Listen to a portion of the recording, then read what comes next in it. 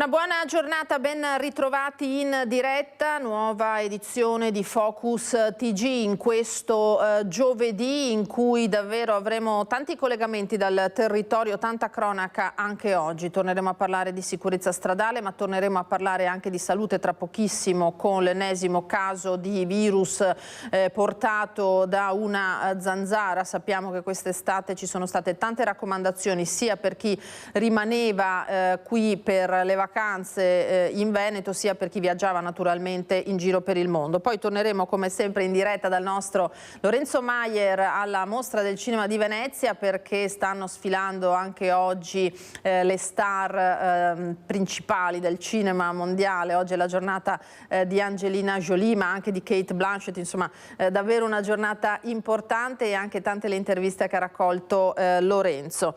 Andremo anche a Vicenza perché c'è un comitato in corso in prefettura sulle misure da intraprendere in vista di Vicenza Oro. Ce lo ricordiamo bene, le immagini degli scontri lo scorso inverno tra centri sociali e forze dell'ordine. Allora, intanto ringrazio in regia Francesca Pezzo e Andrea Basso. Andiamo subito in diretta da Chiara Gaiani a Padova, che è con Federico Cibotto, perché appunto abbiamo detto c'è stato ancora un viaggiatore di rientro dalle vacanze con la dengue, un nuovo caso, e scattano come sempre purtroppo tutte le precauzioni e le attività di prevenzione da parte dell'azienda sanitaria. Chiara, buongiorno. Lina, buongiorno ai telespettatori. Confermo quanto hai detto. Una nota dell'ULSS arrivata pochi minuti fa ci informa che colpita dal virus dengue e ricoverata in ospedale è una donna di 30 anni residente ad Abano Terme, rientrata da Cuba. Da Cuba era rientrato anche un viaggiatore colpito dalla stessa forma virale nel quartiere dell'Arcella a Padova, mentre il terzo caso padovano che riguardava la zona di Piazza Mazzini, sempre a Padova, aveva colpito un viaggiatore di rientro dal sud-est asiatico. L'ultimo in ordine di tempo, questo relativo ad Abano Terme, dove il caso è il primo nel comune. Abbiamo parlato anche con il sindaco, sono scattate le misure previste dal ufficio igiene dell'azienda ULSS 6, davanti alla quale ci troviamo con il collega Federico Cibotto, quindi la disinfestazione è partita già questa mattina, la prima, dalle 4:30 alle 7:30, sarà ripetuta nei giorni di venerdì e di sabato nell'area attorno alla casa di residenza della paziente che ricordiamo è ricoverata, che si trova nella zona dell'ospedale di Abano. Durante la disinfestazione alcune informazioni sono molto importanti per i residenti ad Abano: vanno tenuti chiusi balconi e finestre, vanno tenuti in casa gli animali domestici, vanno posati anche dei teli su colture e su orti. Questa è una misura necessaria per il diffondersi di questa patologia così grave. La provincia di Padova, come per il virus West Nile, risulta sicuramente una tra le più colpite di tutto il Veneto. Si sono infatti registrati un terzo dei casi di persone colpite da West Nile e anche un terzo dei casi di persone colpite da dengue di tutto il Veneto. Pensate, nel solo mese di luglio ci sono stati 30 casi di padovani colpiti da forme febbrili e neuroinvasive legate appunto a virus trasmessi dalle zanzare. Purtroppo la nostra provincia piange anche 2 vittime per il virus West Nile, 2 anziani residenti a Candiani e Conserve. Le raccomandazioni sono sempre le stesse quando si esce all'aperto e in particolare nelle prime ore del mattino, quando è più virulenta questo tipo di zanzara. Bisogna usare repellenti, possibilmente pantaloni lunghi, in modo tale insomma da cercare di non essere punti che resta l'arma vincente. Direi che il quadro per ora te lo abbiamo fatto. Ovviamente maggiori informazioni nelle edizioni di questa sera. Ringrazio Federico Cibotto per la collaborazione tecnica. La Lina può tornare allo studio. Grazie alla nostra Chiara Gaiani. Allora noi restiamo nel Padovano perché parleremo tra poco anche da Mestre di degrado e soprattutto di continue segnalazioni di bande giovanili che purtroppo imperversano in questo o quel quartiere, in questa o quella località. regolarità. Allora, nel mirino degli agenti della polizia locale di Padova il degrado e lo spaccio, in particolare nel piazzale della stazione, che sappiamo essere un sorvegliato speciale. Sono state 11 le persone identificate ed è stata sequestrata anche della chetamina. Il controllo è stato accurato anche grazie al fondamentale apporto di Nevada, il cane della squadra sicurezza urbana della Polizia Locale di Padova. Piazzale Stazione è stato passato palmo palmo, permettendo agli agenti di identificare 11 persone. 3 di queste si sono rivelate senza fissa dimora che avevano utilizzato il piazzale e una panchina per passare la notte, in violazione alle norme del regolamento comunale di polizia urbana. Per i 3, 2 italiani e 2 stranieri, sono scattate varie sanzioni, tra le quali un divieto di avvicinamento all'area per un periodo non inferiore alle 48 ore. Un'operazione che ha permesso anche di trovare e sequestrare 7 grammi di chetamina grazie al fiuto di Nevada. Si tratta di una pericolosa droga sintetica che era stata nascosta su un palo della segnaletica stradale. Non è nostra intenzione colpire le fragilità che frequentano la stazione, il commento dell'assessore alla sicurezza Diego Bonavina. L'obiettivo è quello di perseguire e allontanare chi frequenta l'area pensando sia una zona franca per le attività di spaccio o per bere alcolici in area pubblica. E altri controlli, ulteriori controlli, sono stati eseguiti all'Ama Music Festival di Romano Dezzelino, che sappiamo molto frequentato per i concerti che vi si svolgono. La Guardia di Finanza ha sequestrato 160 grammi di sostanze stupefacenti, 85 le persone segnalate come assuntori appunto di sostanze. Oltre 1,5 etri di droga sequestrata e 85 persone segnalate per uso di sostanze stupefacenti. È il bilancio dell'attività messa in campo dalla Guardia di Finanza di Bassano durante l'Ama Music Festival che si è tenuto nei giorni scorsi a Romano Dezzelino. Gli uomini delle Fiamme Gialle, con l'impiego delle unità cinofile dei gruppi di Vicenza e Padova, hanno sottoposto a controllo centinaia di partecipanti all'evento, vigilati i varchi di ingresso e le zone adiacenti al festival. All'interno di zaini, borse nascosti negli indumenti sono stati trovati più di 150 grammi di droga tra metanfetamine, cocaina, hashish e marijuana. La droga è stata posta sotto sequestro. Ci spostiamo a Vicenza, dove invece altri controlli li si stanno predisponendo. C'è massima cautela in vista di Vicenza Oro, manifestazione, la conoscete, internazionale, che il 20 gennaio scorso era stata caratterizzata da scontri tra manifestanti e forze dell'ordine.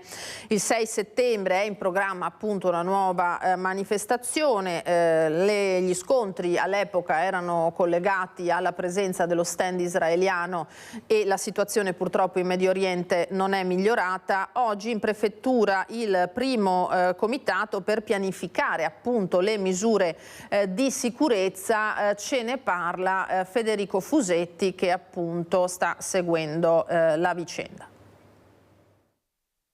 In prefettura a Vicenza oggi un comitato per l'ordine e la sicurezza, perché? Perché ovviamente ci avviciniamo al 6 settembre, la data di apertura di Vicenza Oro, manifestazione internazionale che però il 20 gennaio scorso, lo ricorderete, aveva creato problemi con scontri tra manifestanti e forze dell'ordine per la presenza di uno stand dedicato a Israele. Quindi in questo caso la città vuole farsi trovare pronta, dicevo un vertice in corso in prefettura proprio per prevedere una città blindata in quei giorni di manifestazione e quindi gestire già in anticipo quello che potrebbe accadere. Ovviamente poi altre riunioni da qui in poi, ma già questo è il primo vertice importante che è in corso per questo motivo. Si parla anche del bocciodromo, quindi la sede dei centri sociali, anche questo è un punto delicato e già lo era stato il 20 gennaio in occasione di Vicenza Oro.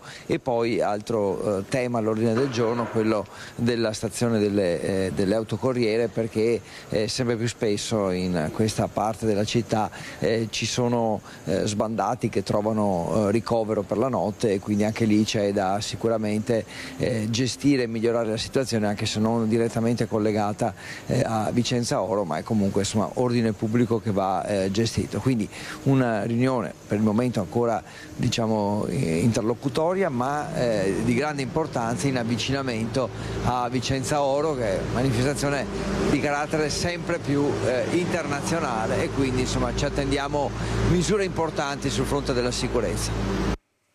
Grazie a Federico Fusetti e Andrea Benetti per questo collegamento. Allora, torniamo adesso sul caso di Nicoletta, l'ennesima purtroppo vittima di femminicidio, stando alle indagini della Procura di Padova. Mai creduto al suicidio, sono convinti i legali della famiglia Rotaru, mentre in carcere l'ex marito si professa innocente. Nessuno ha mai creduto nel suicidio, neanche nell'istigazione, anche se noi a un certo punto, dopo l'autopsia negativa, abbiamo trascritto, abbiamo ascoltato e trascritto anche personalmente le varie registrazioni per far arrivare al giudice che non poteva essere un semplice suicidio, quantomeno un'istigazione al suicidio, viste le vessazioni che ha subito la povera Nicoletta. Mentre dal carcere Eric Zorzi continua a ribadire di non aver ucciso l'ex moglie Nicoletta Rotaru, le legali della famiglia della 39enne moldava, morta il 2 agosto 2023, non hanno dubbi sulla volontà di Nicoletta di vivere e di vivere con le sue figlie. Per questo le legali Tatiana Vige e Roberta Cerchiaro hanno trascritto tutti gli audio registrati dalla 39enne e che testimoniano le vessazioni e le violenze subite per mano dell'ex compagno nel corso degli anni, audio che hanno portato in procura. In un primo momento, visto che l'esito dell'autopsia valorava la tesi del suicidio, responso poi cambiato alla luce dell'audio della notte della morte, le due legali avevano insistito per indagare per istigazione al suicidio, ma erano sicure che Nicoletta fosse stata uccisa. Nel frattempo Eric Zorzi, che ieri in carcere, dove si trova da marzo, ha parlato con la sua legale Silvia Masiero, chiede di poter ottenere i domiciliari in attesa dell'udienza preliminare prevista per il 17 settembre. Chiede delle sue figlie, come ci ha riferito al telefono la legale. Per gli investigatori che hanno ascoltato i file audio registrati da Nicoletta negli ultimi 2 anni, c'è il timore che l'uomo abbia percosso e insultato anche le bambine, costringendole al silenzio nei mesi in cui si credeva che Nicoletta si fosse suicidata. E ora un altro caso, la morte di un'altra giovane persona, un ragazzo di 29 anni in questo caso, che era di origini ucraine ma aveva studiato e vissuto quasi sempre a Padova, è annegato nelle acque di Malta dove si trovava in vacanza. Stava trascorrendo le vacanze a Malta. Yuri Litovchenko, 29 anni, nato a Kiev, aveva trascorso buona parte della sua vita a Padova, dove era cresciuto, aveva studiato e lavorato. A tradirlo quel mare a cui era tanto legato, in un'isola dove era solito passare alcuni giorni d'estate. L'incidente una settimana fa, quando Yuri è annegato, forse a causa di un malore, mentre faceva il bagno nella baia di Dueira. Erano le 13:30 di martedì 20 agosto quando il giovane è entrato in acqua. Pochi minuti dopo altri bagnanti lo hanno visto in difficoltà e hanno fatto scattare le ricerche. Circa 3 ore dopo le forze armate maltesi e le squadre di protezione civile hanno individuato il suo corpo senza vita portandolo a riva nel porto di Mgar. Grande la commozione nel Padovano, dove Yuri lascia la famiglia e molti amici. E non sarebbe stata un'emorragia la causa del decesso del 47enne di Marghera, morto a Ferragosto 10 giorni dopo un intervento eseguito all'ospedale di Cittadella. Sul corpo del camionista è stata eseguita l'autopsia. Una causa certa ancora non c'è, esclude però un'emorragia l'autopsia eseguita sul corpo di Stefano Dabrowska, il 47enne di Marghera, morto a Ferragosto, dopo che il 5 era stato sottoposto a un intervento per un ascesso retrotonsillare nell'ospedale di Cittadella. Per la morte sono indagate 5 persone, componenti dell'equipe sanitaria, nell'ambito del procedimento per omicidio colposo aperto dal PM padovano Benedetto Roberti dopo l'esposto presentato dalla famiglia di Dabrowska. Un uomo sano che non aveva mai avuto problemi, ha raccontato a più riprese la sorella Susanna, che non riesce a darsi pace e ha chiesto che sulla morte di Stefano venga fatta piena luce. Dopo un primo passaggio dal suo medico per un anomalo gonfiore, l'uomo era stato ricoverato a Cittadella e sottoposto a intervento chirurgico. L'operazione era andata bene e dopo alcuni giorni di ricovero, prima in terapia intensiva, poi in reparto, da Brosca era stato dimesso. Stava trascorrendo la convalescenza dalla compagna quando a Ferragosto l'uomo è morto. Durante l'autopsia sono stati prelevati campioni di tessuto e di vari organi che verranno sottoposti ad esame. I risultati completi saranno inviati al magistrato entro 60 giorni. La morte di Alex Marangon a Vidor perché il caso naturalmente è tornato d'attualità in questi giorni. La famiglia del 25enne di Marcon, indignata per l'idea del comune pedemontano di svolgere il palio del paese proprio nell'abbazia in cui ha perso la vita il figlio. La mamma di Alex ha scritto una lettera al sindaco minacciando addirittura di incatenarsi davanti all'abbazia. Il comune ha fatto marcia indietro e ha spostato la location della manifestazione. L'amministrazione comunale di Vidor ha concordato con gli organizzatori del palio, la Prolocola Vidorese e il Parico, che la manifestazione 26esimo Palio Assalto al Castello in programma 7-8 settembre 2024 si terrà in piazza Zadra, via Piave, fronte al municipio, quindi in piazza di Vidor. E quindi non coinvolgeremo il territorio, l'abbazia e il territorio dell'abbazia. Quindi abbiamo cambiato il programma. La decisione comunicata dal sindaco di Vidor arriva dopo le dichiarazioni di Sabrina Bosser, la mamma di Alex Marangon, il 25enne che proprio in quell'abbazia ha perso la vita 2 mesi fa e sulle cui cause non ci sono ancora risposte. La donna è andata su tutte le furie all'idea che quel luogo fosse ancora una volta teatro di iniziative o eventi come il palio. Per questo aveva scritto anche al sindaco. Non vogliamo che venga aperta l'abbazia al pubblico per fare qualsiasi evento. È una cosa scandalosa che abbiano solo pensato di aprire l'abbazia per questo. Sabrina e il resto della famiglia non si danno pace, soprattutto perché sembra che dalla morte di Alex siano state commesse alcune leggerezze, dice. Prima fra tutte la celebrazione di un matrimonio il giorno seguente alla scomparsa del ragazzo. È stata una cosa scandalosa, con tutte le forze dell'ordine, tutti i soccorritori. In mezzo a tutto questo è stato fatto un matrimonio. È stato fatto un matrimonio nella chiesa dove è stata celebrata questa cerimonia, questo rito. Cioè noi stiamo combattendo perché venga messo sotto sequestro l'abbazia, e sono 2 mesi, venerdì, e questi fanno eventi come se niente fosse. Alex aveva partecipato a un rito spirituale nella notte tra il 29 e il 30 giugno insieme a una ventina di persone, compresi 2 curanderos colombiani, gli ultimi ad averlo visto vivo. Il corpo è stato ritrovato il 2 luglio sul Greto del Piave, a 4 chilometri dall'abbazia. Oggi la famiglia non ha ancora alcuna risposta e la versione fornita dai testimoni non li convince. Alla mattina alle 11 avevano già sistemato tutto quanto dentro la chiesa. E abbiamo le prove, abbiamo delle foto e quindi siamo sicuri che là è stato spostato tutto. Intanto dalla procura è emerso che la traccia di sangue trovata nell'auto di Alex risulterebbe scarsamente rilevante. In settimana dovrebbe arrivare l'esito dell'esame tossicologico sul corpo del ragazzo. Da Chirignago adesso ci colleghiamo in diretta con Ilaria Marchiori perché, come raccontiamo già da altre diverse località, poi torneremo nella Marca su questo tema, anche lì c'è una baby gang a quanto pare che imperversa e che crea disagi al quartiere, alla zona. Ilaria, buongiorno a te.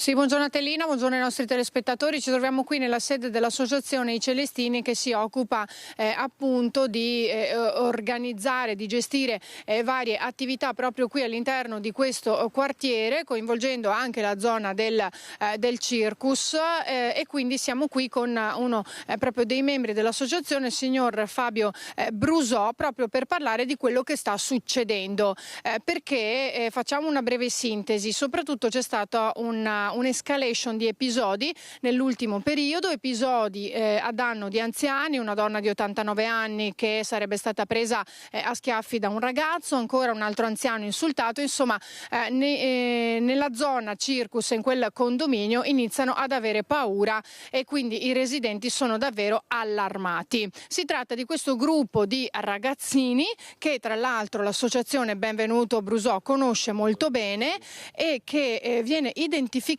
fondamentalmente, diciamolo, come quello che ormai è un problema sociale, perché lei dice si stanno facendo già delle iniziative, si sta cercando di coinvolgerli, ma ancora non è sufficiente, evidentemente il problema è alla radice. Sì, certo, noi abbiamo una visione abbastanza intensa del fenomeno, però non completa, e devo dire che mi sono anche meravigliato di quello che ho sentito all'ultima assemblea che è stata fatta recentemente, perché certe cose non sono ammissibili. Quindi io credo che prima di tutto questa violenza stupida, sconsiderata, che va al di là di quello che è il normale interperanza di certi preadolescenti e adolescenti, vada fermata. Quindi bisogna trovare insieme lo strumento, che è uno strumento anche di ordine pubblico, di polizia, e sicuramente i vigili e chi per essi interverranno su questo, e mi auspico che questo venga fatto. Però evidentemente qui c'è un problema sociale educativo profondo, un disagio profondo.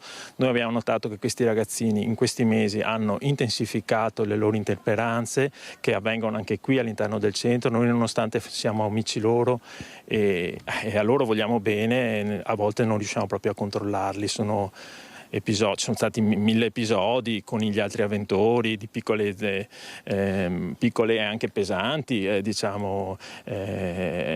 interperanze, offese e anche piccole violenze. Quindi questa cosa deve essere finita e noi dobbiamo essere aiutati in questo.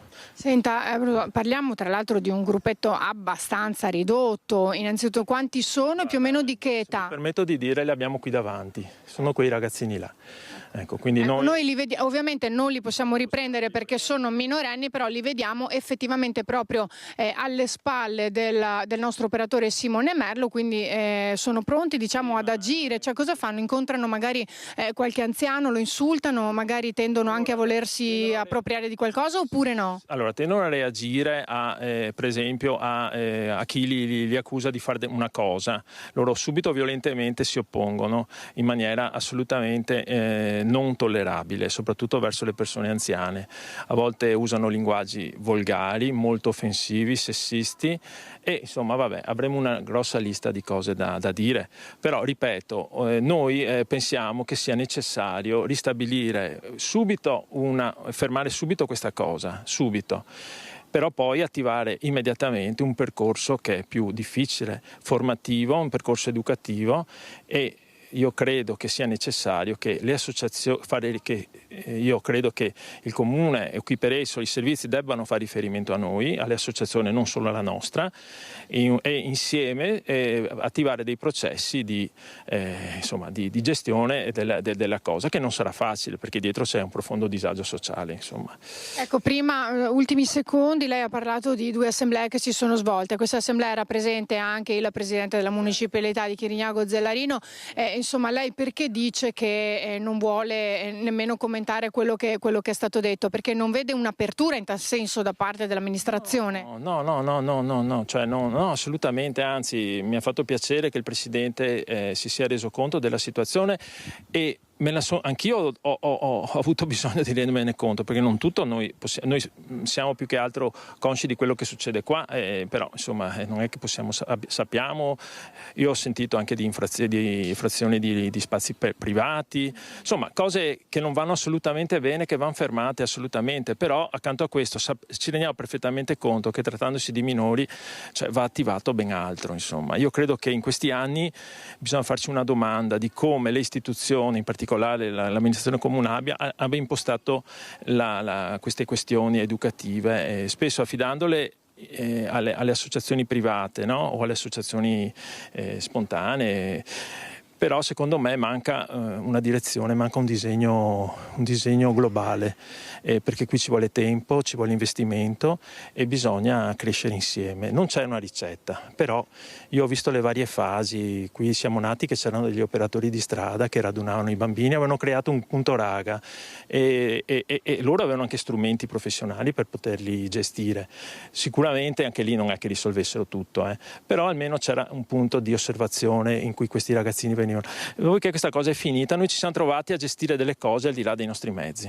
Ecco, i tagli sono stati tanti, al sociale lo sappiamo perché gli appelli sono arrivati da più fronti, soprattutto negli ultimi anni, anche con escalation di episodi di criminalità e microcriminalità in varie zone di Mestre, per cui l'appello del signor Brusò è sempre lo stesso, dell'associazione, sì, ovviamente, Associazione I Celestini, certo lei è qui come portavoce, quindi è sempre lo stesso, che ormai arriva da più fronti: agire sul sociale, anche perché questi ragazzini sono ancora molto giovani e si può lavorare bene anche per loro. Ringrazio il signor Brusò, qui da Chirignago restituisco la linea allo studio.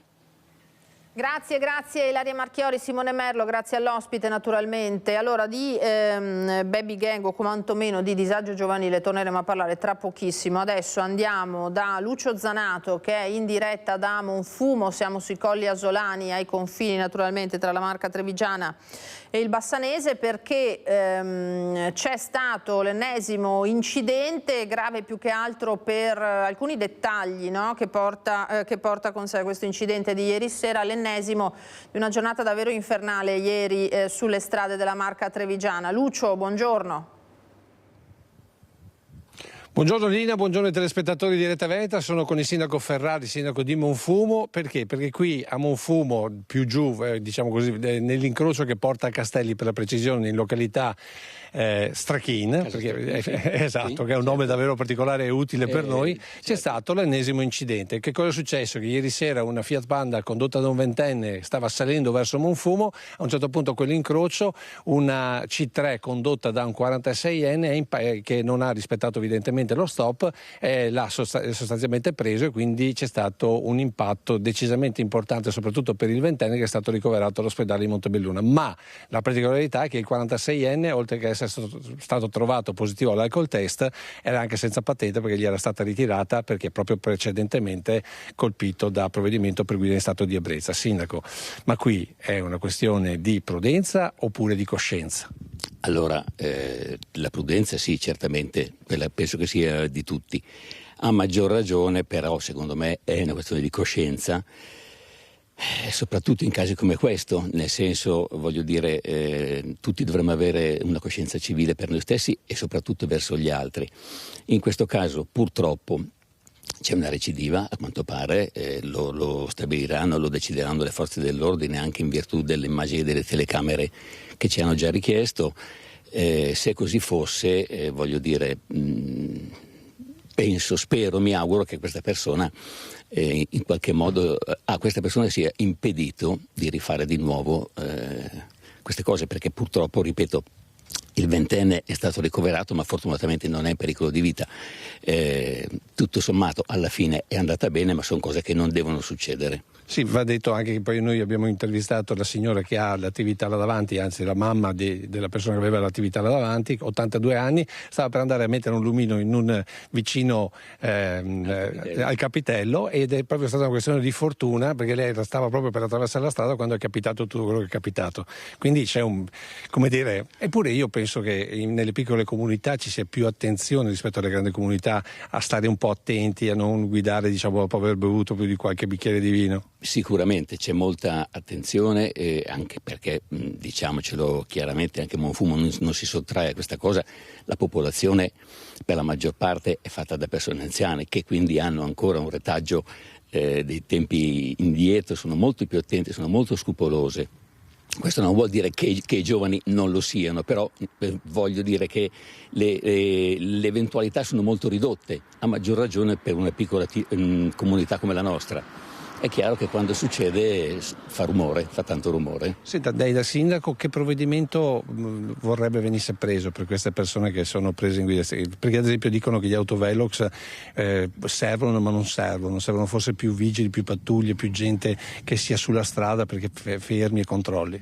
Guardi, gli autovelox servono fin lì, ci sono comuni che fanno cassa con gli autovelox, non so se a questo corrisponde una diminuzione degli incidenti, non ne ho idea. Io so che il nostro servizio di polizia locale ha implementato le uscite anche alla sera, fino alle 10 di sera sono sul territorio. I carabinieri che ieri peraltro sono intervenuti velocissimamente sono anch'essi molto molto presenti. Torniamo alla prima domanda, credo che sia una questione civile di ognuno di noi di fare attenzione. Certo, se poi la provincia, il presidente Marcon decide di mettere una rotatoria, magari può servire, però ripeto, anche la rotatoria è schiava del comportamento di ognuno di noi. Grazie, se non hai domande a te la linea. Grazie Lucio Zanato, grazie al sindaco naturalmente, quindi lo avete sentito, c'erano anche dei risvolti insomma su questo incidente con una patente ritirata, guida in stato di ebbrezza.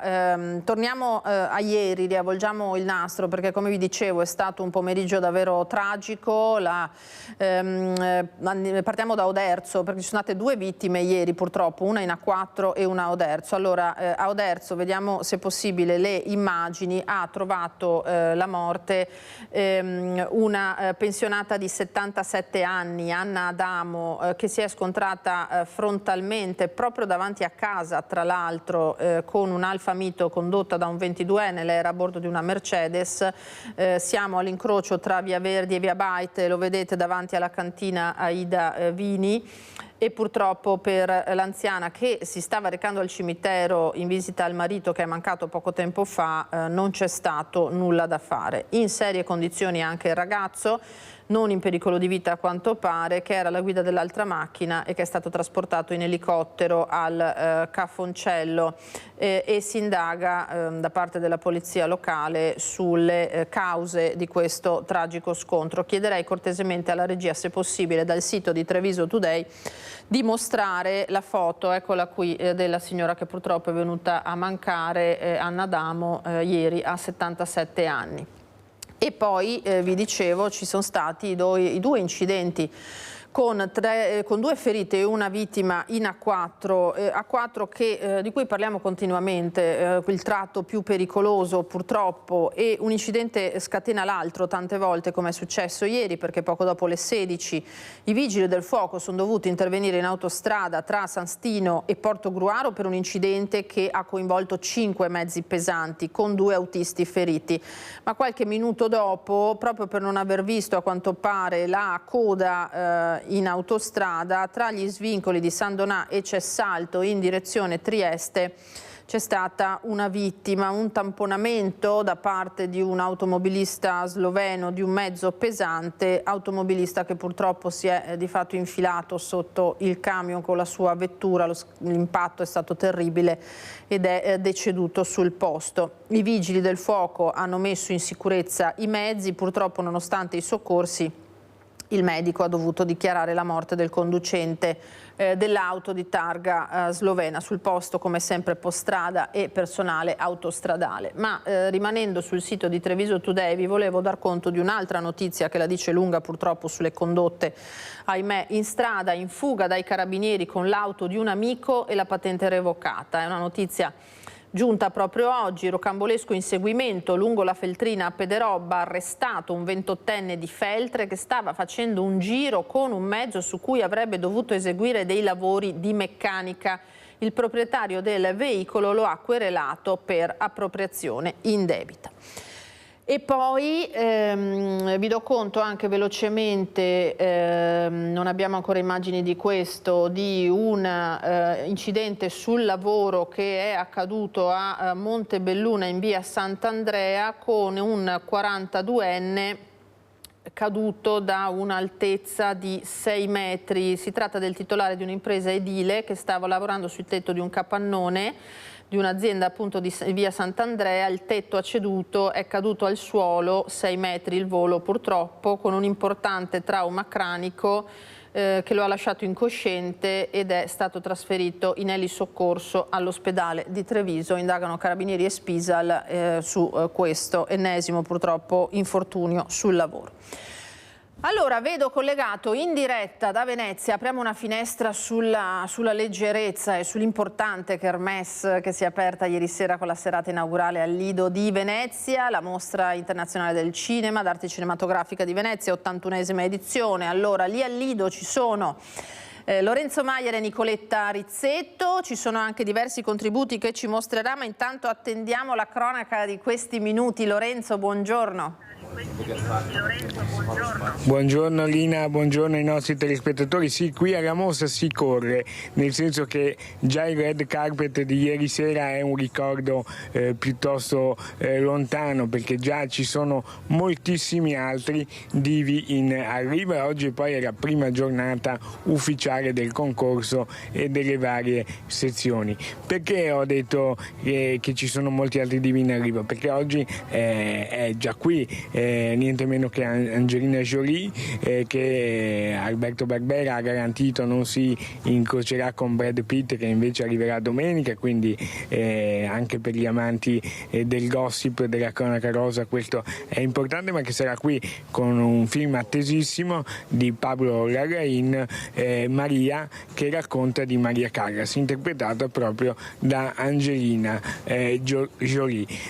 Una festa di ieri sera che ha aperto la mostra presentata da Sveva Arviti, ma questa mattina è stato già il momento di fare il punto qui a Venezia sulle iniziative che il governo ha intrapreso e che intraprenderà per sostenere il cinema. È qui presente a Venezia e sarà anche domenica alla regata storica a Venezia il vice premier Matteo Salvini, che tra un paio d'ore lascerà il Lido, ma che poi appunto tornerà domenica per assistere alla regata storica. Due film in concorso molto importanti, molto attesi, ma tornando un attimo a ieri sera farei sentire quello che ci ha detto sul red carpet il ministro dei beni culturali Gennaro Sangiuliano. La mostra si conferma un appuntamento di rilevanza internazionale, come dire, basta scorrere insieme l'elenco dei partecipanti e dei presenti per capire quanto il mondo riconosca un valore alla mostra del cinema di Venezia. E ci saranno importanti interventi anche del governo a favore del cinema. Il governo sta facendo molto sul cinema, noi abbiamo voluto, come dire, ristrutturare e riammodernare il sistema dei contributi al cinema, innestando anche elementi di moralizzazione, ma di riorganizzazione e di efficientamento della spesa. Sono soldi dei cittadini italiani e quindi bisogna spenderli con accortezza. Dicevamo giustamente dei brillantini, della carta patinata che circonda il mondo del cinema, di questa arte cinematografica, come ricorda spesso il presidente della Biennale Pietrangelo Buttafuoco. Però la mostra non si sottrae anche a sollevare, a parlare di temi importanti, temi positivi ma anche tristi. Lo sta facendo Gio Squillo, che è un artista attivista impegnata nel promuovere la parità di genere, quindi anche ieri sera sul red carpet ha voluto lanciare un appello su questo, alla valorizzazione della figura femminile, per cui non c'è solo diciamo l'aspetto dello show, c'è anche la volontà di approfondire i temi della società civile, e ha ricordato Gio Squillo il dramma di Giulia Cecchettin, che riguarda proprio il nostro Veneto e la città di Viganovo e la provincia di Venezia. Farei ascoltare quello che ci ha detto invece Aurelio De Laurentiis, mattatore ieri sera della serata, classico presenzialista in senso positivo, perché che era già stato ospite alla preapertura del film da lui detenuto e poi restaurato, e è stato presente poi all'inaugurazione ufficiale di questa mostra. De Sica per me è, insieme a Fellini, il più grande regista che abbiamo avuto in Italia, e quindi quel film lì non soltanto onora Napoli, ma onora l'arte di un grandissimo autore come Vittorio De Sica. Infatti Andrea De Sica ha avuto parole molto grate verso il vostro lavoro che avete fatto. È stato un lavoro grazie anche a Cinecittà tecnologica a disposizione di questo recupero di un film straordinario. Ultimissima, non ti possono chiedere una cosa sul Napoli? Come siamo messi? Scusami, abbiamo fatto un film che celebra Napoli, quindi il Napoli è sempre centrale alla vita di tutti gli italiani. Quindi Lina, sul Napoli calcio De Laurentiis ha fatto un dribbling degno di Diego Armando Maradona. Hai domande? No, assolutamente, ma cosa dici Lorenzo?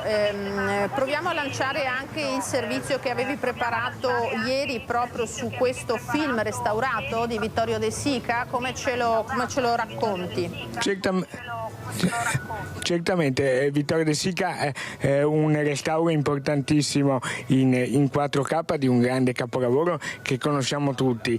Due aspetti secondo me significativi tra gli altri. Il primo, che a curarne il restauro è stato il nipote di Vittorio De Sica, che non ha conosciuto suo nonno, nel senso che alla sua nascita il nonno non c'era già più, ma che ne ha avuto un ampio racconto e che attraverso il papà poi ha trasmesso la passione, l'amore per il cinema. Questo è il primo aspetto fondamentale. Poi l'altro aspetto importante è che, come ci ha detto il regista, l'oro di Napoli raccontato tanti anni fa in realtà sembra girato in questi giorni, in queste ore, nei mesi scorsi, perché la vita a Napoli di fatto, ha detto lui, sono le parole di Andrea De Sica, non è cambiata. Napoli intramontabile è sempre uguale. Quindi questi due aspetti importanti. È anche importante,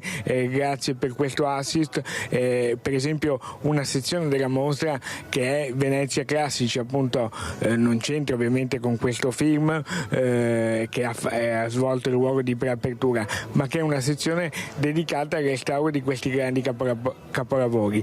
Per restaurare questi capolavori ci vogliono maestranze, ci vogliono anche fondi economici, perché altrimenti sono pellicole che poi rischiano di perdersi, perché sono pellicole guastate, difettate dal tempo, ma sono anche pellicole che una volta restaurate hanno bisogno poi delle copie per circolare, perché altrimenti è un lavoro vano e inutile. Un tributo che Venezia ha fatto a Vittorio De Sica nel 50° della sua morte, e è uno degli anniversari tondi di questa mostra. L'altro è il centenario, che verrà ricordato qui a Venezia, del grandissimo Marcello Mastroianni, quindi farei vedere l'oro di Napoli. La proiezione del film L'oro di Napoli, restaurato in 4K, è stato il primo evento ufficiale dell'81esima Mostra Internazionale d'Arte Cinematografica di Venezia. In sala tantissima gente, tutto esaurito, con tanti veneziani e grande emozione. Spiega il restauro il regista Andrea De Sica, nipote. Un'emozione molto grande e inedita, perché il fatto che Alberto Barbera abbia invitato questo enorme film di mio nonno a fare una preapertura della Biennale in occasione dei 50 anni della sua morte vuol dire che il più grande festival di cinema italiano ama e omaggia un grande del cinema che è stato Vittorio De Sica, e che lo è stato anche per Venezia. Sfortunatamente io sono nato dopo la morte di mio nonno, però ho avuto un grande maestro che è stato mio papà, Manuel De Sica. Sono contento oggi, in assenza di mio padre, aver fatto io il primo restauro, diciamo, della mia vita e di portare avanti questa eredità culturale. Questo restauro è avvenuto con la grandissima partecipazione di Aurelio De Laurentiis e Cinecittà, che diciamo, è intervenuta con i suoi mezzi economici e tecnici per fare un grandissimo restauro digitale 4K che spero apprezzerete. In sala, tra gli altri, oltre al direttore Alberto Barbera, che ha voluto fortemente questo gesto in occasione dei 50 anni della morte di Vittorio De Sica, anche il presidente della Biennale Pietrangelo Buttafuoco, nonché Aurelio De Laurentiis, produttore cinematografico e proprietario del film, a curare il restauro fondamentale. Chiara Sbariggia, presidente di Cinecittà. Sono felice di poter dire che Cinecittà è un'eccellenza nel campo della conservazione e del restauro dei film. In questo caso era un negativo con molti graffi, macchie e poi il color grading per rimettere a posto anche tutta la parte dei chiaroscuri e della fotografia. E stasera è splendente e perfetto. Noi se non restauriamo e non conserviamo bene rischiamo di perdere dei film per sempre. Eccoci Lina, quindi abbiamo sentito appunto l'importanza nel restaurare questi grandi capolavori e di lanciare un messaggio attuale, perché come ha detto rubo una citazione del presidente Pietrangelo Buttafuoco, la mostra di Venezia di quest'anno, 81esima edizione, non solo ci deve dire quello che c'è in tutto il mondo, ma ci deve soprattutto dire quello che ci sarà. Cinema grande anticipatore dei tempi. Grazie Lorenzo, e se vorrai ricollegarti più tardi entro la fine della nostra diretta naturalmente siamo qua. Grazie a Nicoletta Rizzetto che sta curando la parte tecnica. Cinema che si celebra ma Fenice che sciopera invece. Andiamo sul sito del Gazzettino, la Fenice sciopera, salta la Turandot, orchestrali e dipendenti contro la direzione, muro contro muro e alta tensione. Vedremo come andrà a finire. Allora noi adesso ci fermiamo per qualche istante di pubblicità, torniamo tra pochissimo.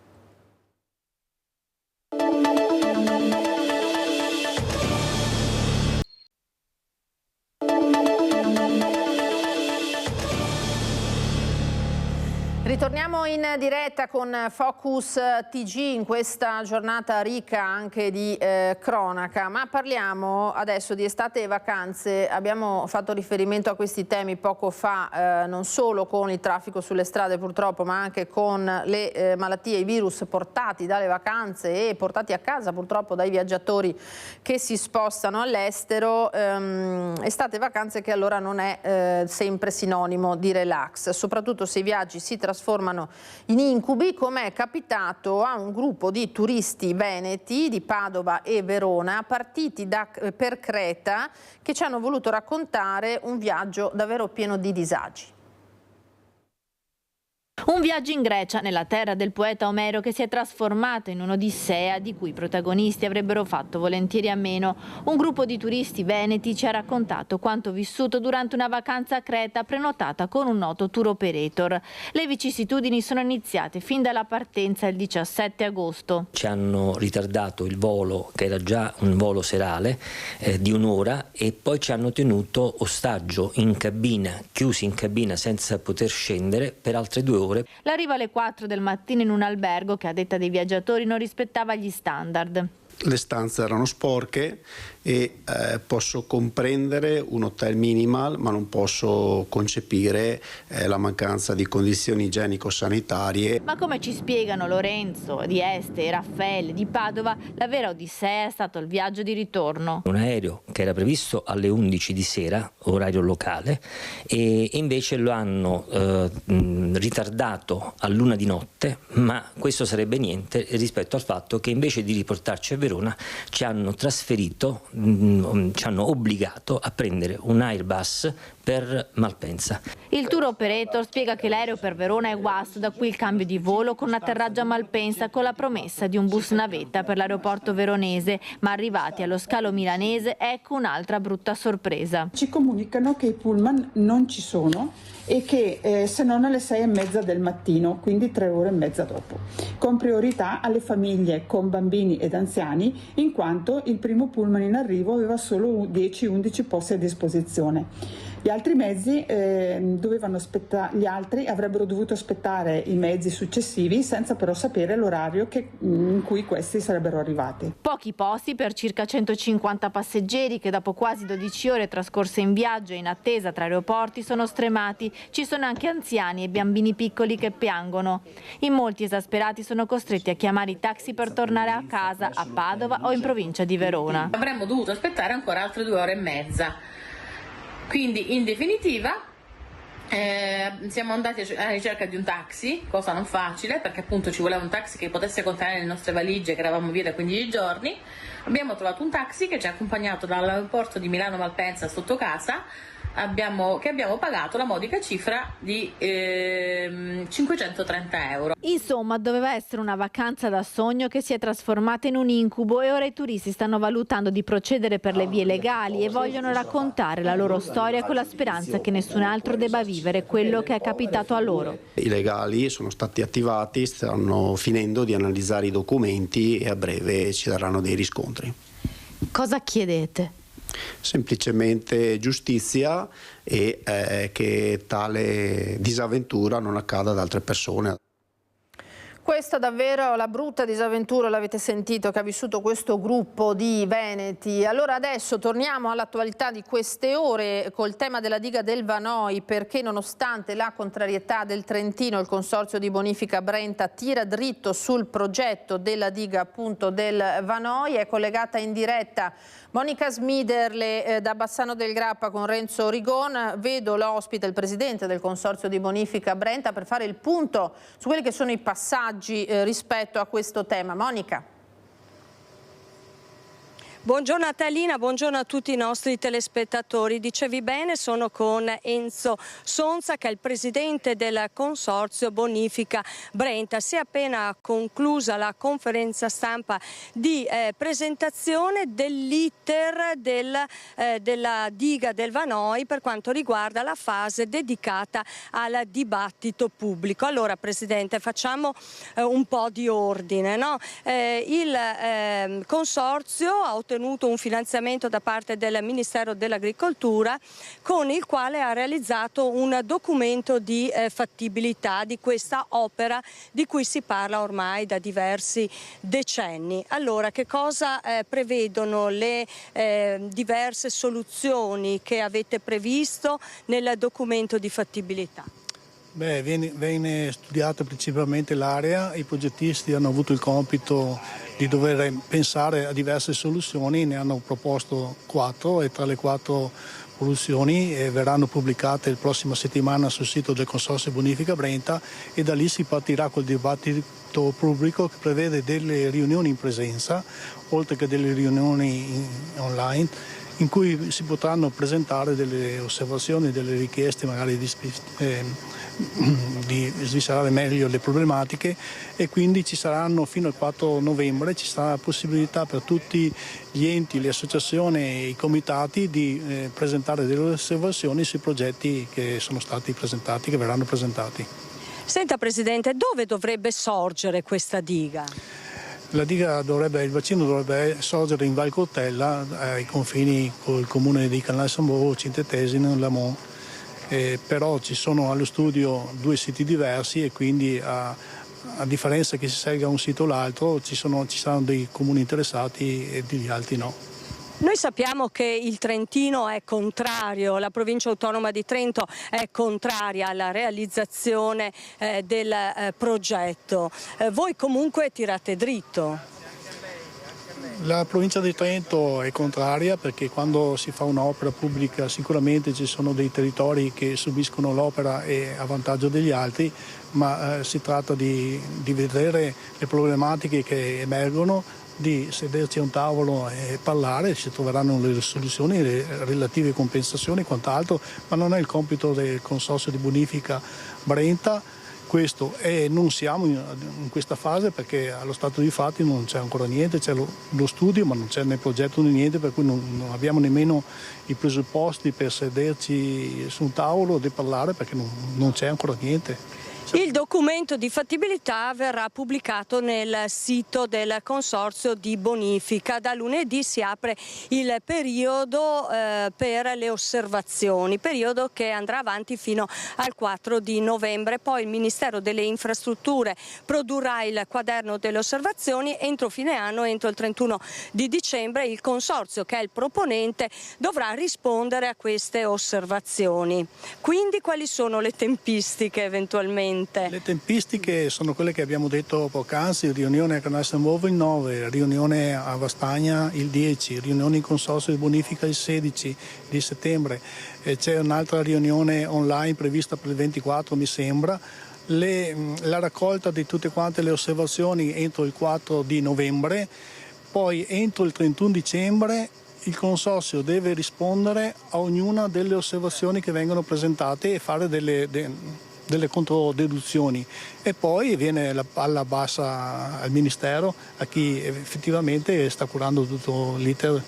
Ma per vedere i cantieri aperti della diga del Vanoi, Presidente? Cioè, io penso di non esserci, perché sinceramente sappiamo qual è la burocrazia in Italia e siamo all'albori della cosa, e quindi questo purtroppo le tempistiche si parla di decenni. Ma si sa che l'acqua è un bene molto prezioso, quindi cercare di regolamentarla con anche gli invasi è molto importante. Il problema è che il cambiamento climatico è già in atto. Abbiamo visto cosa è successo questa primavera qualche mese fa, dove anche il mese scorso, basta pensare a città come Castelfranco, alluvionate, no? E vediamo cosa sta succedendo in questi giorni, ieri in Campania. Purtroppo i cambiamenti climatici sono in atto e non ci rendiamo conto che siamo in ritardo con le opere. Queste sono opere che erano pensate nel 1970 da doversi obbligatoriamente eseguire entro il 1975. Siamo nel 2024, finito, e stiamo ancora pensando alle opere. E corriamo il rischio di vedere altre catastrofi come abbiamo visto nel 66, come abbiamo visto nel 2010, 2014, l'evento Vaio 2018, senza aver fatto niente. Questa è la problematica che c'è sul campo, e purtroppo non vedo una sensibilità politica di risolvere queste problematiche. Questo fa veramente pensare che purtroppo dovremo ancora sopportare molti eventi come quelli che sono già capitati fino ad ora. Con questo sfogo del Presidente del Consorzio Brenta, Lina, io restituisco la linea allo studio.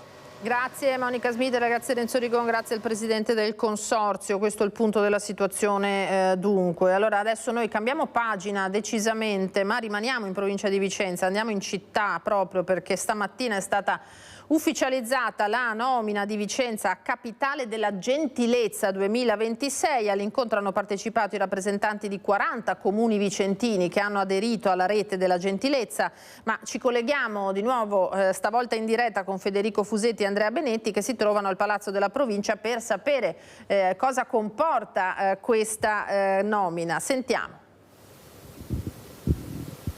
Buongiorno Lina, buongiorno ai telespettatori. Sì, tra l'altro nel frattempo da 40, come erano annunciati, sono diventati anche 45 i comuni che hanno aderito a questa iniziativa. Siamo con Maria Cristina Franco, che è la vicepresidente della provincia, ogni tanto qualche bella notizia anche. Quindi gentilezza vuol dire che 45 comuni hanno aderito a questa iniziativa, una tra le prime in Italia. Sì. Cosa significa? Cioè, come fa l'amministrazione comunale, che poi viene raccolta da voi in provincia, ad essere gentile? Allora, intanto è una delega specifica che io ho voluto in provincia, e con una lettera ho invitato tutti i sindaci ad assegnare all'interno dei propri comuni. Appunto il numero è sempre in crescita, siamo arrivati a ben 45 comuni che hanno assegnato questa delega, che prevede proprio la realizzazione di azioni e di progetti che rendano la gentilezza un qualcosa di concreto, soprattutto indirizzati ai più piccoli, che naturalmente sono i destinatari principali per educare alla gentilezza, perché la gentilezza è un valore che uno può già avere dentro di suo, ma che comunque si è visto può andare educato. Nei più piccoli è soprattutto importante educare attraverso l'esempio, ma anche i più grandi, capendo soprattutto i benefici di quello che un comportamento gentile può comportare nelle ricadute del benessere, ma anche della salute, perché questo è scientificamente scientificamente provato. Quindi anche un assessore che risponde velocemente ai cittadini, una pratica che viene, diciamo, evasa, anche questo in un certo senso può essere gentilezza. Allora, questa è buona amministrazione che bisogna illuminarla con la gentilezza, facendo capire che comunque una buona amministrazione è sicuramente un esempio di efficienza e di attenzione verso la persona, però bisogna proprio dare il taglio di questo valore, di questo valore che è la gentilezza, che non è una cortesia, ecco, perché non deve diventare cortesia che è un qualcosa di formale, ma deve esserci questa comunicazione, questo diciamo far passare attenzione, tu per me ci sei, che non è il numero della pratica. Sicuramente una buona amministrazione è fondamentale per creare buone comunità sane e serene, ma lavorare proprio sul concetto di gentilezza in più. Tra pochi mesi, altro primato per Vicenza, cioè quello di avere il primo consiglio provinciale fatto tutto di ragazzi, esatto. di sindaci ragazzi. Esatto. Abbiamo stamattina invitato intanto i comuni gentili a istituire il consiglio comunale dei ragazzi assieme al presidente nazionale dell'associazione Core Tamor, che ha appunto il progetto Costruiamo Gentilezza. Poi tutti i sindaci che verranno eletti, ragazzi sindaci che verranno eletti all'interno dei loro comuni, entreranno a far parte automaticamente di un consiglio provinciale dei ragazzi, che sarà fondamentale per dare degli input, dei suggerimenti, ma anche per creare iniziative che poi verranno realizzate nel 2026, quando Vicenza sarà capitale nazionale della gentilezza. E allora tante iniziative in programma ne avete, sì, di impegni per i prossimi mesi. Grazie a Maria Cristina Franco, vicepresidente della provincia di Vicenza. Lina, ti restituisco la linea. Grazie Federico per averci raccontato di questa iniziativa, di questo percorso che sta compiendo il Comune, davvero interessante. Allora rimaniamo in termini di generosità e predisposizione verso l'altro, perché è in corso oggi una giornata di svago tra cultura e gastronomia organizzata dall'Associazione Veneti Schiacciati dalla Crisi della nostra Mirella Tuzzato. Un centinaio i presenti, provenienti da case di riposo, centri occupazionali e comunità alloggio. La prima tappa a Possagno, quindi nella Marca trevigiana. Mirko Cavalin con Alessandro Costa Curta sono andati a trascorrere un po' di tempo con la nostra Mirella. Vediamo. Possagno, ma non solo Possagno, oggi ospita un'iniziativa importante promossa dall'Associazione Veneti Schiacciati dalla Crisi. Mirella Tuzzato, che tutti conosciamo, come si svolge questa giornata? Allora, questa giornata, che sarebbe la terza giornata in 3 anni che usciamo con queste meraviglie, che sono i diversamente giovani, i diversamente agili, come li chiamo io, per far capire l'importanza dell'inclusività, di staccare la spina, di vedere ambienti diversi, anche con la cultura, importantissimo. Infatti ringrazio tantissimo la dottoressa Mascotto, la direttrice della Gipsoteca e Museo Canova, per questa importante iniziativa. Ci saranno delle guide dove queste persone potranno visitare le bellezze che abbiamo del territorio, che non sono poche. Devo ringraziare anche il sindaco di Possagno, che è presente, che è venuto a dare un saluto per far capire l'importanza agli amministratori di essere vicini a queste persone. Queste persone hanno bisogno di uscire, sono solo diversamente giovani e diversamente agili. Non si può chiamare continuamente disabilità, questa parola orribile, e soprattutto cercare di far capire alla società che devono guardarli con occhi diversi, perché tutti diventeremo diversamente giovani, avremo dei problemi, però ciò non toglie che possiamo uscire, possiamo vedere, perché gli occhi non invecchiano mai, e chi è in condizioni di uscire, deve poter usufruire di queste meraviglie. Dopodiché ci sposteremo a Valdobbiadene, dove ci accoglierà anche il sindaco di Valdobbiadene per il pranzo. Andremo su un agriturismo e poi visiteremo una cantina museo, proprio per fare un tour diverso, un tour culturale e gastronomico, anche a loro, perché no? È molto difficile portarli fuori. Qui faccio un appello ai direttori generali delle ULSS, che forse devono spingere un po' di più. So che ci sono dei costi, i costi li assumiamo noi, siamo noi che paghiamo questa gite, sono i Veneti Schiacciati dalla Crisi. Non a caso io chiedo il 5 per 1000, perché mi serve per fare queste cose. Qualcuno dirà: ma perché le fai? Per loro. tanti paletti, ma sapete bene che a me piace superarli. Però l'importanza è averli qua oggi. Siamo riusciti, è il terzo anno che li portiamo in gita e devo ringraziare questa grande famiglia di Rete Veneta che grazie a questo contributo importante riesco a fare queste gite. Non le facciamo di sicuro per la nostra visibilità, per far capire che sono persone e devono essere trattate da persone come tutti gli altri. Sindaco, oggi visite importanti e numerose. Sì, davvero, siamo orgogliosi di ospitare qui tutta questa bella comitiva che ci porta sicuramente a pensare a quelli che sono i valori della vita e quindi quelle che sono le necessità che dobbiamo anche noi, alle quali anche noi dobbiamo adeguarci, e quindi a quella dell'inclusività. Un percorso che stiamo facendo anche come museo, quello del Museo Senza Barriere. Non siamo ancora arrivati all'ottimale, ma ci stiamo lavorando perché è giusto che tutti possano godere delle bellezze come quelle di Antonio Canova. Deborah Gemmin, educatrice dell'ISRA di Treviso, perché aderire a questa proposta? Perché è una bellissima proposta per visitare luoghi culturali, per stare in compagnia, uscire. Siamo qui con 25 residenti ed è un'occasione di aggregazione e di anche ricevere degli stimoli culturali e di stare insieme. È un modo per non restare chiusi, per queste persone anziane, per non restare chiuse dentro, no? Beh, gli stimoli sono sempre importanti, aprirsi al territorio, alla comunità, al fatto di ricevere tutti quelli che sono le occasioni che il nostro bellissimo territorio offre. È sicuramente un'occasione per aprirsi, stare con gli altri è sempre benefico. E dalla casa di Antonio Canova, luogo di altissima cultura e oggi di tanta compagnia, è tutto e noi vi salutiamo. Ciao Rete Veneta! Grazie, ricambiamo il saluto, davvero un bellissimo gruppo e una bellissima iniziativa quella portata avanti dai Veneti Schiacciati dalla Crisi e dalla nostra Mirella Tuzzato, un vulcano sempre di idee, l'avete sentita. Purtroppo c'è anche chi invece non ha comportamenti utili per gli altri né per la propria vita, purtroppo si parla spesso di ragazzi. Allora apriamo questa pagina sui ragazzi, alle volte minorenni o poco più che maggiorenni, protagonisti di fatti di cronaca. Altra notizia di oggi, furti in abitazioni e aziende, un 18enne arrestato dai carabinieri. Il giovane ha tentato di entrare nel garage di un'abitazione di San Vendembiano e poi all'interno del capannone dell'azienda Basei Fulvio. Tra l'altro ci sono stati, come riporta il sito di Treviso Today, ladri in serie alla Prezero Polymers Italy di Fonte, denunciato un 44enne romeno.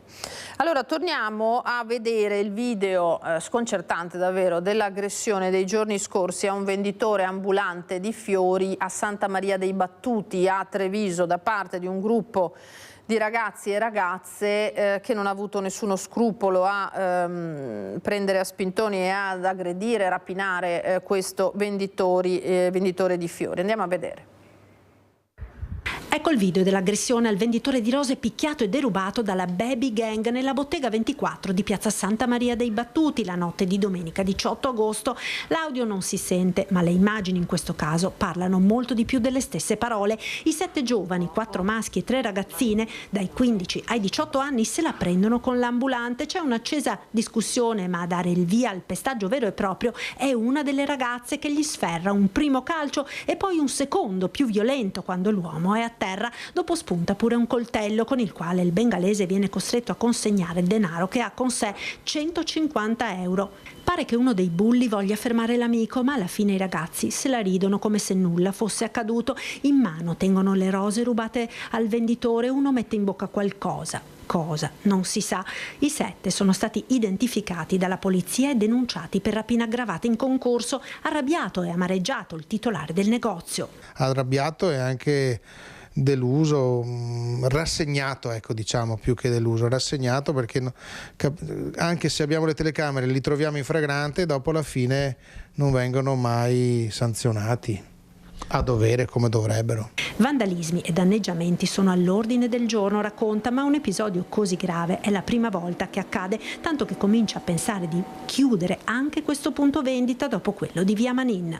E quello è il periodo degli europei, quando l'Italia ha vinto gli europei, ho dovuto chiuderlo definitivamente perché mi hanno divelto le macchine completamente, tutte e tre. Il timore è che nonostante siano stati individuati ed ora debbano rispondere di quanto fatto, per vendicarsi i ragazzi tornino e facciano ancor peggio. Magari per i picca questi ragazzi prendano di mira il negozio, vediamo, stiamo a vedere, altrimenti sono costretto a chiuderlo, anche se era un servizio che davo alla cittadinanza di Treviso anche abbastanza importante, perché all'interno abbiamo anche un accordo con Latte Soligo dove portiamo il latte fresco tutti i giorni, anche per le signore, per le mamme che magari si dimenticavano di comprarlo al supermercato. Insomma è un punto di riferimento anche per le forze dell'ordine che durante la notte trovano un posto dove bere un caffè dignitoso.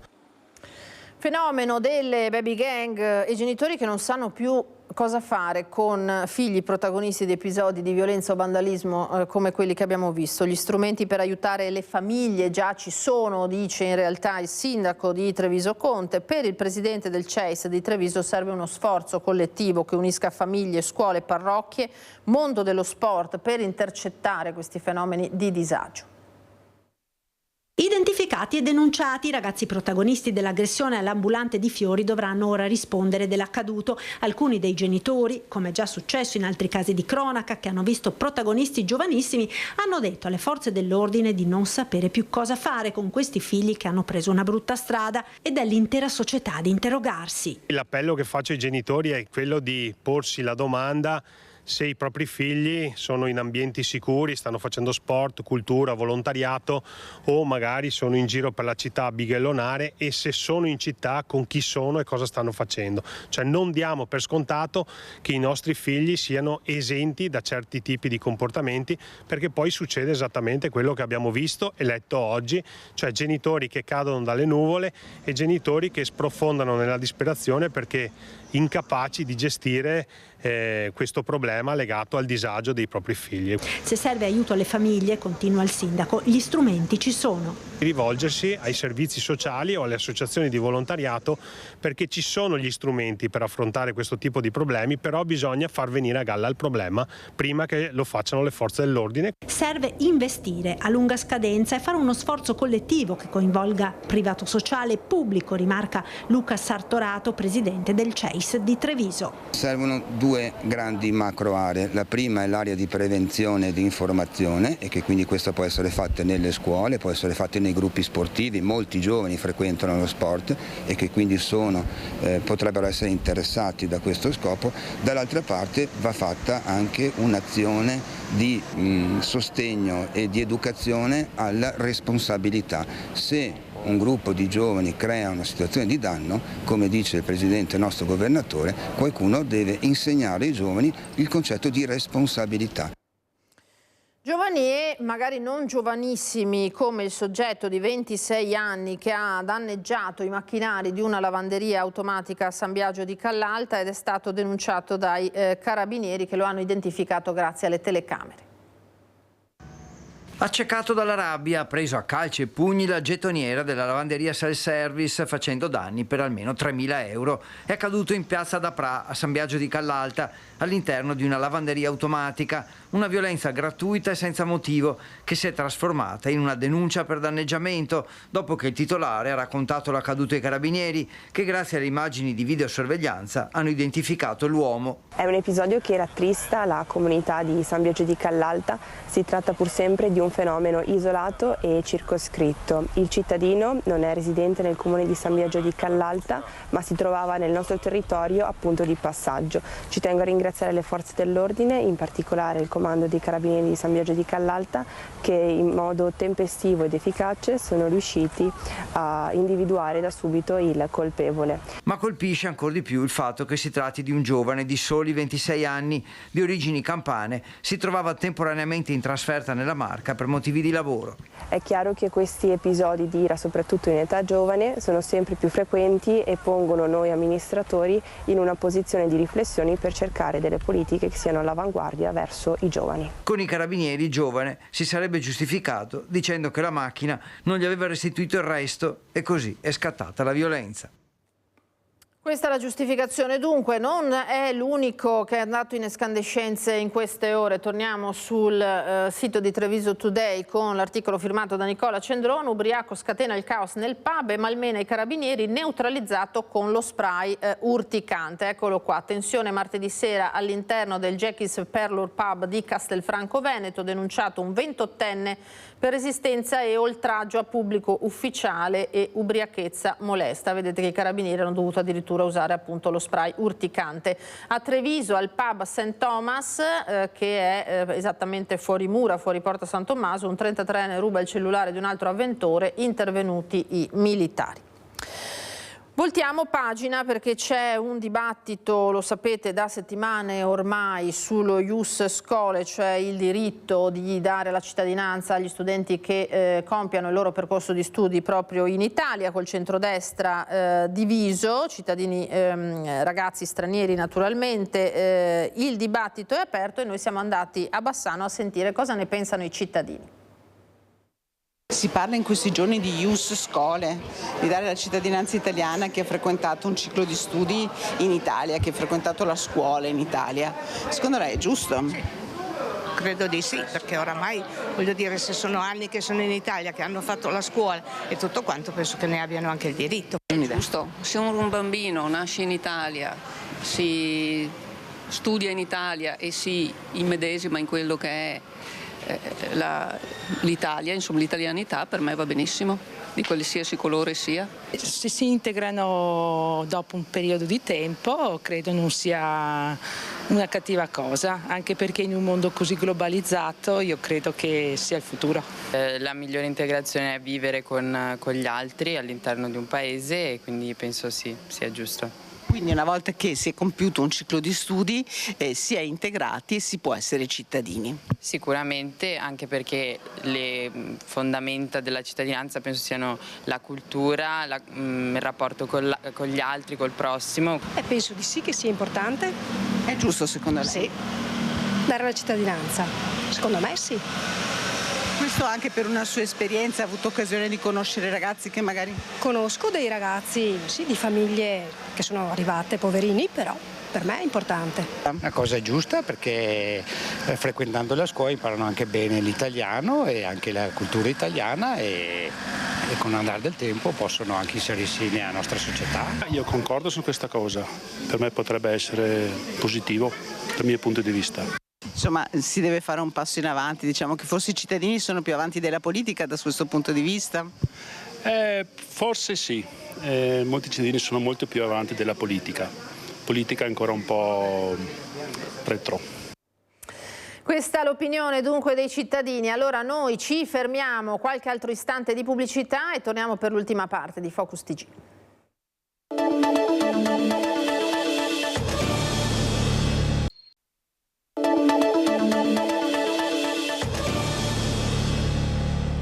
Eccoci di nuovo in diretta su Rete Veneta, ben ritrovati per l'ultima parte del Focus TG di oggi. Vi abbiamo riportato tanta cronaca, tante notizie dal territorio anche oggi. Adesso andiamo con un paio di notizie, chiamiamole di servizio, perché è bene ascoltare quello che vi stiamo per dire. Allora, le prime riguardano delle novità dell'ULSS 2 Marca Trevigiana, perché dal 1° settembre cambieranno le regole, attenzione, per disdire visite ed esami prenotati. Gli appuntamenti andranno disdetti 4 giorni prima della prenotazione, altrimenti si dovrà pagare per intero la prestazione anche se esenti. Sentiamo bene questa notizia dalla nostra Marta Marangon.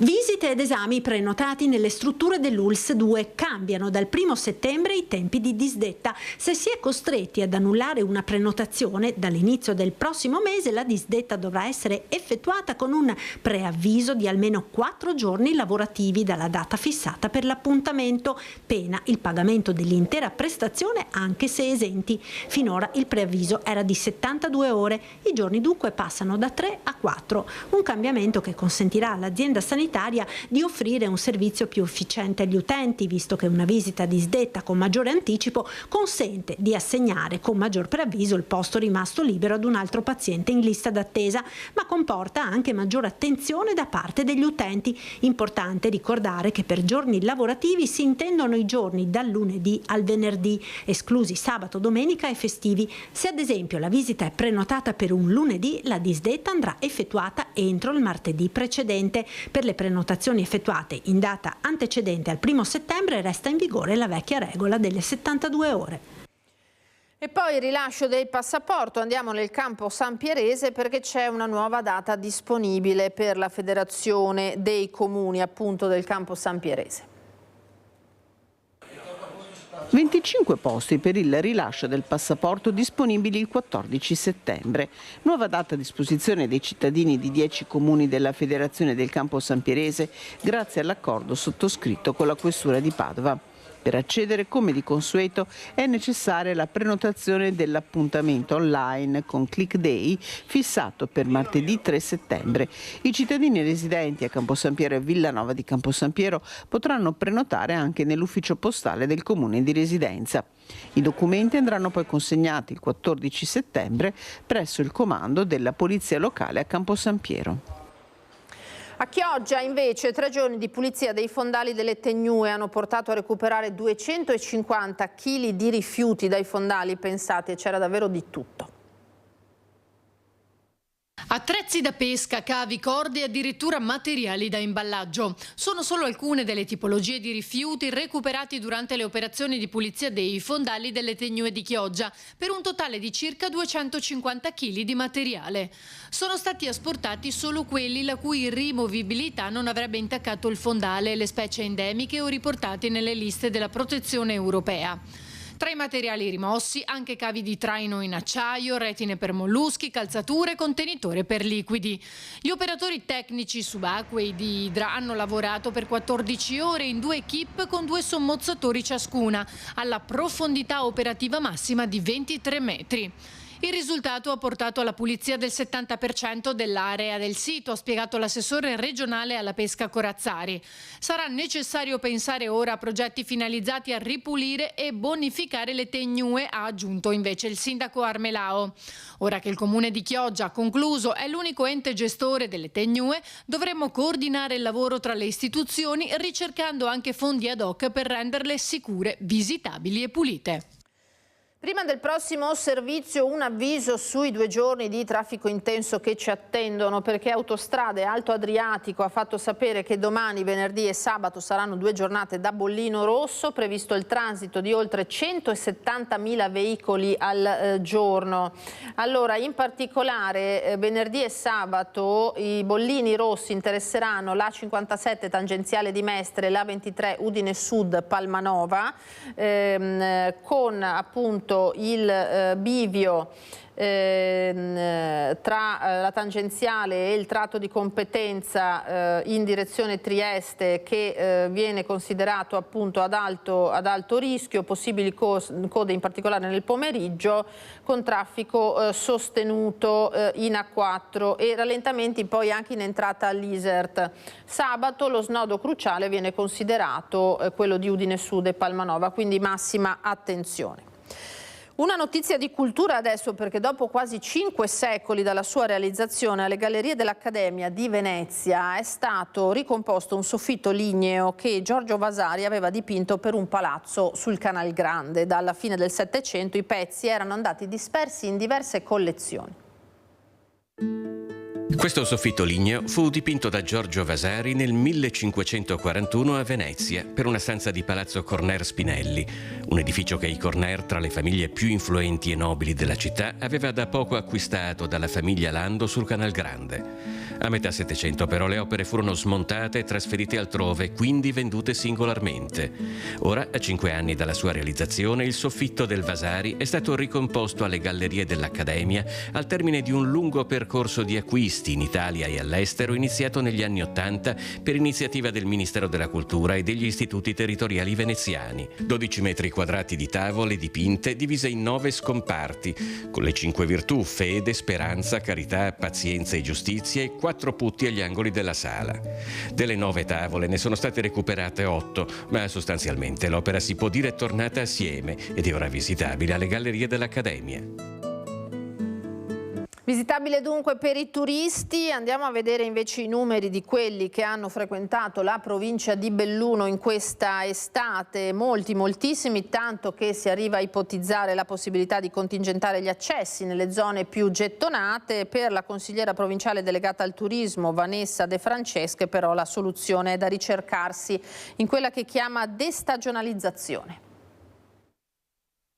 Estate da record sulle Dolomiti. Con settembre ormai alle porte si cominciano a tracciare i bilanci dei mesi clou per la stagione turistica delle località montane del Bellunese, che dai primi riscontri confermerebbero un trend di presenze in costante aumento. Più di 500.000 all'anno gli stranieri, per una permanenza media di circa 3 giorni, mentre si supera la soglia dei 6 zeri se si considerano anche i connazionali. Da quello che abbiamo potuto vedere, dal sentiment degli albergatori, ma anche degli operatori del turismo, direi un ottimo Ferragosto, una grandissima affluenza, un ritorno anche di molti stranieri dopo il Covid, e quindi non può che essere un grande slancio anche per il futuro. Le Dolomiti sono sempre molto apprezzate, ma devo dire in generale tutta la provincia di Belluno ha un forte appeal. Un vero e proprio turismo di massa che in alcuni casi, specialmente nelle località più gettonate, comincia a destare serie preoccupazioni per la congestione di una montagna che molto ha da offrire, ma che manca della struttura organizzativa per gestire milioni di accessi. Su questo tema la sfida in generale è quella di riuscire a destagionalizzare ovviamente il turismo, e su questo la provincia di Belluno può puntare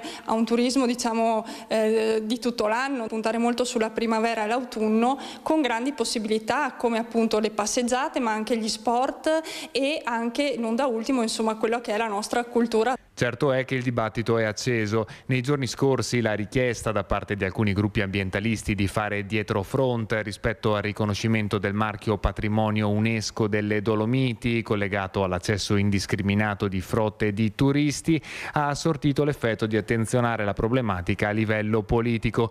Il presidente della Regione Veneto Luca Zaia ha parlato di app per contingentare gli accessi, alla stregua di quanto fatto a Venezia. Si è ipotizzato di introdurre dei ticket, si vedrà. La provincia di Belluno rimane cauta in merito. È plausibile immaginare numeri chiusi in montagna?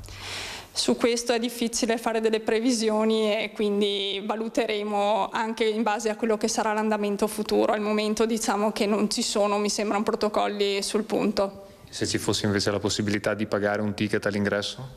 Anche su questo valuteremo con tutti gli operatori del settore. Era l'ultimo servizio per questa edizione, il tempo a nostra disposizione è terminato. Io ringrazio come sempre in regia i colleghi Francesca Pezzo e Andrea Basso, a voi rimando come sempre alle notizie del telegiornale di questa sera. Per tutti un buon pomeriggio, arrivederci.